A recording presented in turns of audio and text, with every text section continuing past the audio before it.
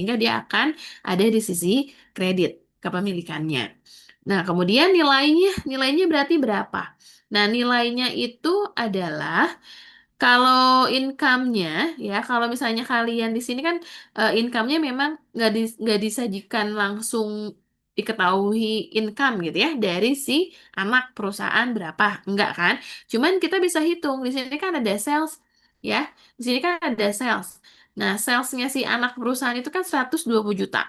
Nah, nanti si sales ini kita kurangi dengan si other expense, ya, other expense kita kurangi itu kan dia 75 ya, 75 juta ya.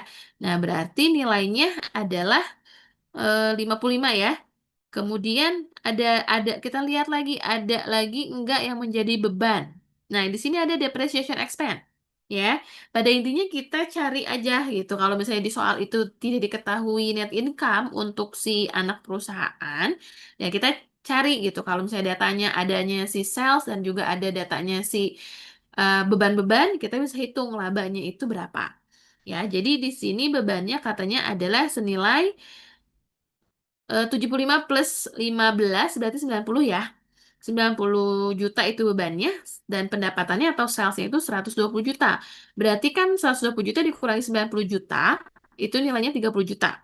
Ya, 30 juta itu berarti adalah labanya si Spinggan gitu. Nah, berarti dari 30 juta itu 80%-nya itu adalah haknya si Polonia sehingga Polonia dapat 24 juta ya. Ini kemudian berarti untuk non-controlling interest-nya berapa? 20%-nya dari 30 juta gitu. Berarti berapa? 6 juta. Gitu ya. Gitu ya. Oke. Itu dapat 6 juta. Kemudian dividennya kan nilai yang dibagikan 10 juta ya. Nah, berarti untuk si Polonia, dia berhaknya 80%, berarti dia berhak 8 juta dari 10 juta dividen yang dibagikan, berarti dividen yang dibagikan untuk non-controlling interest-nya berhaknya adalah sebesar 20%. 20% dikalikan dengan 10 juta. Ya, jadi 2 juta ini adalah dividen yang diterbitkan untuk si non-controlling interest. Kemudian, berarti nilai non-controlling interest-nya itu berapa gitu ya. Nah, nilai non-controlling interest-nya itu berarti dari pendapatan yang diterima oleh non-controlling interest dari si labanya Spinggan gitu ya dikurangi dengan si dividen yang diterbitkan. Jadi 6 juta dikurangi dengan 2 juta. Berarti saldo non-controlling interest di sini ada 4 juta. Oke, itu untuk non-controlling interest, hak kepemilikan non-pengendali. Ya, oke, sampai sini ada pertanyaan dulu.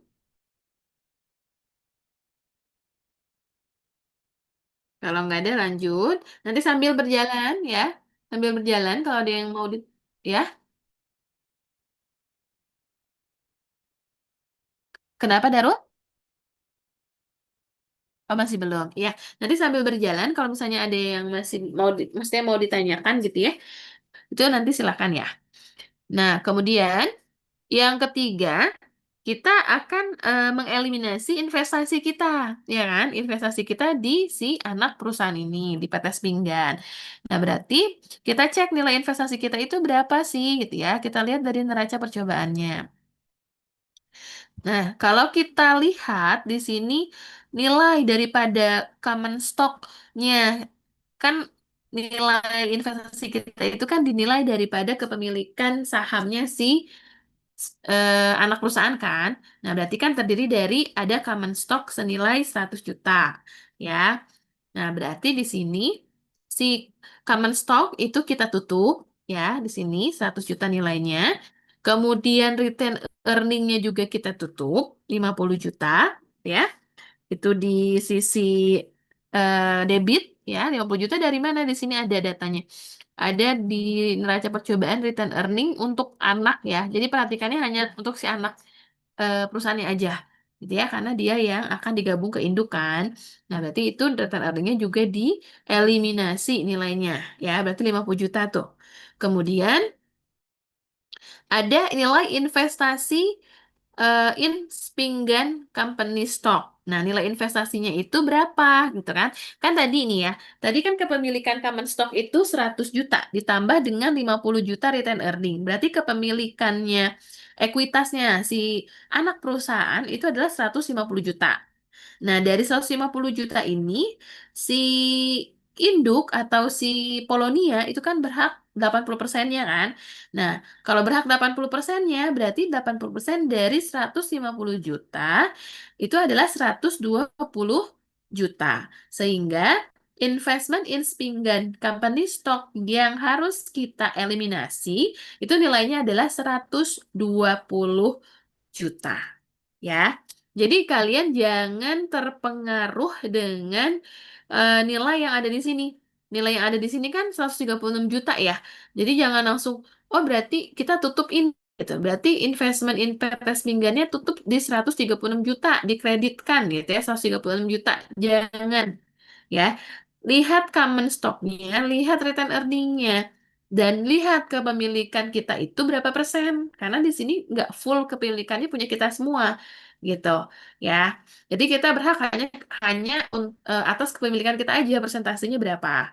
Nah, ini kok berbeda, Bu, dengan nilai investasi yang ada di sini 136 juta.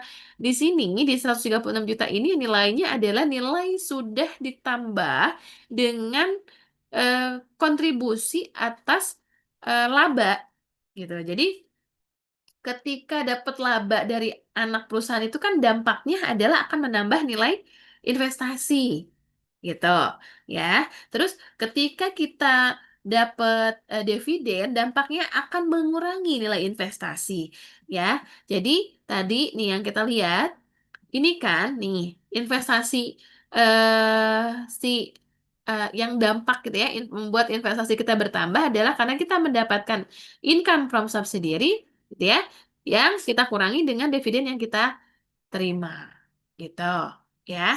Ini apa namanya nilainya jadi 16 juta. Makanya dia tadi 136 juta dari 120 juta kepemilikan ditambah dengan 16 juta. Ya, jadi jangan langsung dari situ, tapi dicek dari kepemilikan saham si anak perusahaannya. Dikalikan dengan persentase kepemilikan kita atas anak perusahaan itu berapa persen. Ya, jadi dapat 120 juta. Kemudian, non-controlling interest-nya. Non-controlling interest-nya itu adalah dia 150 juta tadi dikalikan dengan 20%-nya. Gitu. Berarti kan 30 juta. Nah, 30 juta itu adalah akan muncul hak si non-controlling interest. Seperti itu. Sebesar 30 juta. Oke, jadi ada 3 jurnal eliminasi yang harus dilakukan ya di bab 5 ini, gitu ya, sebelum kalian menyusun kertas kerja konsolidasi.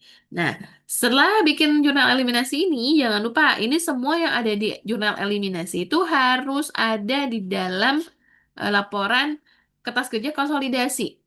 Ya, harus semua ada. Nah, sekarang kita bikin kertas kerja konsolidasinya. Formatnya adalah seperti ini. Nanti di sini harus pakai kepala ya. Ini consolidation work paper. Kemudian item-itemnya yang ada di sini dia lebih lengkap ya dibandingkan dengan yang kemarin di bab 4 ya. Nah, kalau di sini kita mulai dari akun-akun yang ada di income statement dulu. Urutannya itu seperti kita membuat laporan keuangan ya. Di di kertas kerja konsolidasi urutannya seperti kita buat laporan keuangan. Jadi laporan keuangan yang harus kita buat pertama itu kan adalah laporan laba rugi dulu, gitu kan? Karena kita harus tahu dulu posisi perusahaan itu laba atau rugi, gitu ya. Baru nanti dampaknya laba atau rugi ini akan mempengaruhi modal, gitu ya. Makanya laporan kedua yang dibuat itu adalah laporan perubahan modal atau laporan return earning, gitu kan?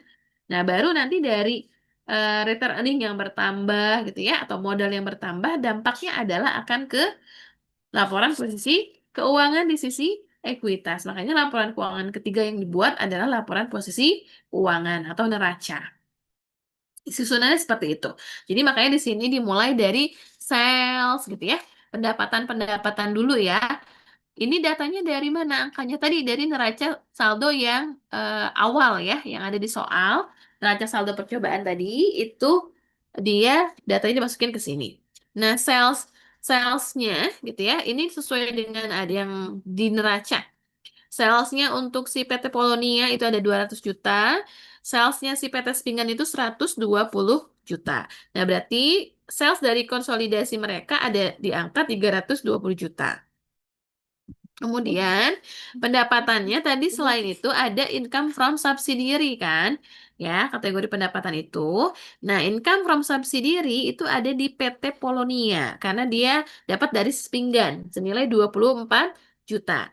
Nah, ini kita lihat ya.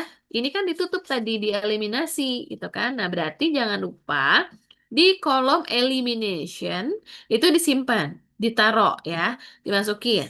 Nah, nilainya 24 juta. Itu seperti yang jurnal eliminasi yang pertama kita buat.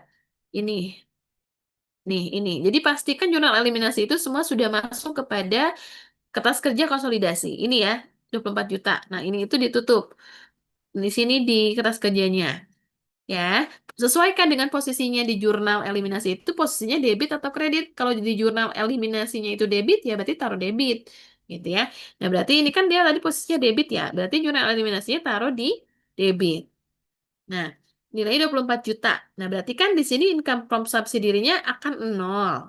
Ya jelas nol gitu kan. Memang harus dinolin gitu. Karena apa? Karena di sini kan sudah dimasukin nih di sales gitu. Nanti akan double gitu ya kalau tidak dieliminasi. Nah, berarti di sini nol income from subsidiary-nya ketika kita mau bikin laporan tunggal ya, laporan konsolidasi. Kemudian di sini ini kredit, maksudnya ini adalah saldo pendapatan ya. Saldo pendapatannya berarti untuk PT Polonia, ini kalau yang terpisahkan, ini 224 juta untuk si induk dan si pinggannya 120 juta. Kalau konsolidasi mereka itu adalah 320 juta. Kemudian masuk ke beban-beban, karena ini kita ke itemnya laba rugi dulu, berarti setelah pendapatan kita ke beban. Nah, bebannya tadi di atas hanya dua ya. Hanya ada depreciation expense dan ada other expenses. Nah, kalau misalnya nanti disajikan soal berikutnya bebannya banyak, ya berarti semua salin di sini bebannya apa saja, gitu ya. Nah, di sini sesuai angkanya dengan neraca sebelumnya dimasukin dulu ya. Untuk PT Polonia masukin ke PT Polonia, untuk PT Swinggan masukin ke PT Swinggan. Dan beban-beban ini kan tadi nggak ditutup ya. Enggak kan? Jadi makanya di sini digabung ya. Digabung menjadi satu. Ini dijumlahin. Konsolidasi ini adalah penjumlahan dari saldo PT Polonia ditambah dengan PT Spingan. Depreciation expense 25 juta ditambah 15 juta berarti jadi 40 juta. Begitupun dengan other expense-nya. Itu ditambahkan induk dan anak. Kemudian total debit ini adalah total pengeluaran atau total expense ya. Dari mana 130 juta untuk PT Polonia, itu dari sini total expense-nya. Dari 25 juta ditambahkan dengan 105 juta. Ya, jadi dapat 130 juta. Begitupun dengan Spingan, expense-nya berapa gitu ya, jumlahin. Nah, nanti di sini di konsolidasinya adalah dari atas bisa ya, dari 40 juta tambah 180 juta, atau dari samping pun bisa 130 juta ditambah 90 juta. Itu sama aja akan menghasilkan saldo 220 juta untuk total expense-nya yang disajikan di laporan konsolidasi. Nah, berarti setelah ini gitu ya, kan ketemu yang namanya other, bukan other ya, apa namanya, gross profit ya. Bukan gross profit, operating, karena sudah dikurangi expenses ya. Operating income ya, itu adalah 100 juta gitu kan. Dari mana 100 juta nih? Ini tadi nih, total kredit atau total pendapatan 320 juta dikurangi dengan total beban di 220 juta. Sehingga operating income untuk konsolidasi mereka adalah 100 juta. Nah, 100 juta ini gitu ya. Selanjutnya itu kan ada jurnal eliminasi yang tadi kita buat untuk income to non-controlling interest tadi ya. Di atas kita di jurnal eliminasi yang kedua ini nih. Ini ini nih. Ini ya. Nah, ini. Nah, ini tuh harus masuk ke situ ke dalam kertas kerja. Berarti di situ kan saldonya debit ya. Kita taruh saldonya di debit. Nah, posisinya minus ya. Income to non-controlling interest-nya ketika debit, dia itu kan lawan dari saldo normal kan. Income tuh normalnya di kredit. Ketika dia taruh debit, berarti dia posisinya minus gitu. Dampaknya akan mengurangi daripada nilai laba operasi. Ya. Nah, ini kita masukin eliminasinya 6 juta, berarti si net income-nya ya untuk konsolidasi itu adalah 94 juta. Dari 100 juta dikurangi dengan 6 juta. Gitu ya. Jadi dapat 94 juta. Nah, 94 juta itu adalah saldonya dari si net income-nya si PT Polonia juga gitu. Karena apa? Karena laba dari si anak yang 30 juta ini kan sudah dieliminasi di sini. Gitu. Ya. Nah, 94 juta dari mana, Bu? Gitu. Dari sini 224 juta dikurangi dengan 130 juta. Ya. Dari total pendapatan dikurangi total beban. Jadi 224 juta dikurangi 130 dapat 94 juta. Kemudian dengan untuk PT Spingan juga sama. Dari 120 juta dikurangi dengan 90 juta dapat 30 juta. Nah, ini eliminasi dapat 30 juta dari mana? Ini total eliminasi yang ada di laba rugi itu 24 juta ditambah 6 juta, berarti 30 juta. Ini ada eliminasi di debit sebesar 30 juta. Ya, berarti ini habis. Nah, berarti nilainya adalah tinggal 94 juta. Oh iya, teman-teman sebelumnya, nanti kalau Zoom-nya off gitu ya, nanti eh, saya kasih lagi linknya, kalian join lagi gitu ya. Soalnya ini Zoom-nya pakai Zoom yang biasa, karena Zoom Prodi penuh dipakai dengan oleh dosen yang lain juga. Jadi nggak bisa saya pakai yang Prodi. Biasanya saya pakai yang Prodi kan. Bisa karena dia premium premium ya bisa lama gitu nanti tapi lagi dipakai jadi saya nggak bisa pakai jadi nanti kalau misalnya zoomnya ini mati gitu ya nanti saya kasih lagi ya zoom baru ya kita lanjutin lagi ya sampai jam 20.30 ya oke takutnya mati tiba-tiba kalian heran makanya saya bilang dulu di awal ya kemudian tadi sampai mana sini ya nah ini sudah dapat di net income-nya ya. Nah, sampai net income ini ada yang mau ditanyakan dulu tidak?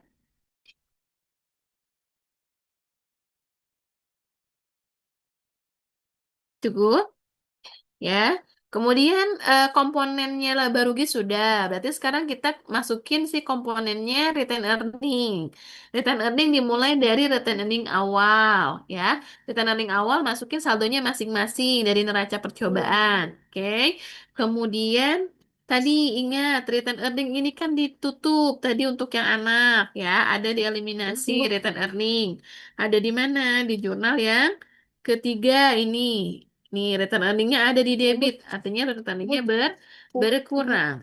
Nah, berarti makanya di sini taruh nih, di posting di sini 50 juta sesuai dengan saldonya debit. Tadi ya, sesuai dengan yang ada di jurnal eliminasi ketiga.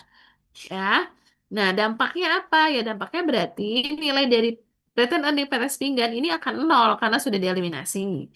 Nah, berarti tinggal return earning awalnya itu adalah return earningnya si PT Polonia yang ada di konsolidasi senilai 230 juta. Karena ini sudah nol gitu ya.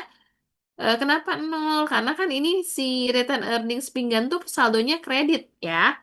Kemudian di sini eliminasinya debit, kredit dikurangi debit jadi nol gitu ya. Nilainya jadi tinggal 230 juta. Kemudian net income. Kan return earning itu rumusnya adalah return earning awal ditambah dengan net income atau kalau rugi dikurangi dengan ruginya gitu ya. Terus dikurangi sama si dividen kan gitu. Baru dapat return earning akhir. Nah, net income berarti kita masukin ini. Ini kan laba ya. Nah, net income-nya kita masukin dari mana? Dari sini. Saldo net income yang ini. Ya, nih, sampai sini. Ya, itu tuh masukin ke sini gitu. Ya, pindahkan ke return earning di sini semua. Termasuk si jurnal eliminasinya ini. Gitu. 30 juta ini masukin. Oke. Setelah itu kita jumlahkan dulu. Berarti kan return earning tambah karena dia net income berarti kan bertambah ya. Dampaknya kita laba itu adalah meningkatkan atau menambah return earning kan. Nah, berarti ini ditambahin 230 juta ditambah 94 juta. Jadi dapat 324 juta. Begitu pula dengan si anak perusahaan dijumlahkan, ya.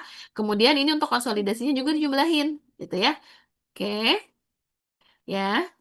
Nah, kemudian eh, ada dividen kan di return earning dikurangi dengan dividen. Nah, tadi induk juga menerbitkan dividen untuk investor induk gitu ya 40 juta. Kemudian anak juga menerbitkan dividen 10 juta. Nah, ingat dividen ini dieliminasikan. Nah, eliminasinya ada di eliminasi pertama dan eliminasi kedua. Ya, 8 juta dan 2 juta. Nah, ini kan ya, masukin ke eliminasi. Nah, berarti dampaknya dividen si anak ini akan nol. Ya, jadi sisanya untuk konsolidasi dividen itu hanya yang 40 juta punya si induk. Jadi ada di sini. Oke, di konsolidasi hanya 40 juta. Nah, berarti kita bisa hitung sekarang return earning akhirnya itu berapa. Nah, kalau si induk gitu ya, laporan pribadinya dia itu dapat 284 juta. Return earning akhir. Dari mana? Ini tadi ya, saldo return earning awal yang sudah ditambah net income itu dikurangi dengan dividen yang diterbitkan 40 juta, dapat return earning akhirnya 284 juta. Begitu juga dengan si anak ya. Anak itu tadi kan 80 juta income apa namanya ini return earning awal yang ditambah dengan net income. Terus baru dikurangi dengan dividen yang diterbitkan 10 juta, dapat 70 juta. Nah, eliminasinya juga turun lagi ya, jumlahin. Eliminasinya di sini 50 juta tambah 30 juta berarti 80 juta, tambahkan. Ini juga yang di sisi kreditnya berarti 8 juta tambah 2 juta 10 juta, tambahkan ya. Kemudian di sini untuk konsolidasinya mau dari atas boleh, mau dari samping boleh. Mau hitungannya dari 324 juta dikurangi 40 juta boleh, hasilnya sama aja. Ya, atau dari samping juga boleh gitu kan. Ini kan akan nol nih. Ya, ini nol ya, ini nol. Tinggal sisa ini nih 284 juta. Jadi dapatlah ini return earning akhir. Oke, sampai return earning akhir ada yang mau ditanyakan dulu?